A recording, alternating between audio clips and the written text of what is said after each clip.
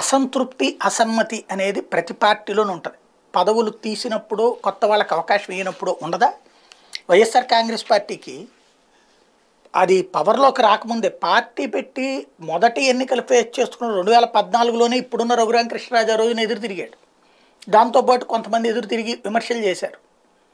అలాగని జగన్ పారిపోలా, కంటిన్యూ అయ్యాడు. 67 స్థానాలు గెలుచుకున్నారు.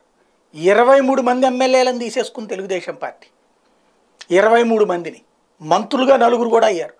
రోజు అసెంబ్లీలో వాళ్లే తిట్టిపోసేవాళ్ళు జగన్ని. వైసీపీ తరపున గెలిచిన వాళ్లే వైసీపీని తిట్టింది తిట్టకుండా తిట్టేవాళ్ళు. జగన్ ఏమన్నా ఆగాడా? తిరుగుబాటు కాదు అదంతా. లేకపోతే 4 ఎంపీలు, ఏకంగా 4 ఎంపీలు తెలుగుదేశం గూటికి చేరిపోయారు. అయినా భయపడిపోయాడా? తిరుగుబాట్లు కాదా అవి? మొన్న 4 ఎమ్మెల్యేలు తిరుగుబాటు అవునా కాదా? మరి భయపడిపోయాడా? కానీ ఆంధ్రజ్యోతి రాస్తుంది, రేపటి నుంచి ప్రతి ఎమ్మెల్యే ఎదురు తిరగడానికి సిద్ధపడ్డాడు. మోపిదేవి వెంకటరమణ, లేకపోతే సుభాష్ చంద్రబోసు, ఇట్లా అందరూ కూడా. ఎస్, ఖచ్చితంగా అసంతృప్తులు ఉంటాయి, అసమ్మతులు ఉంటాయి. కాకపోతే ఇప్పుడు 35-40 సీట్లు జనసేనకి ఇస్తే అక్కడ మరి తెలుగుదేశం వాళ్ళు రివోల్ట్ అవరా?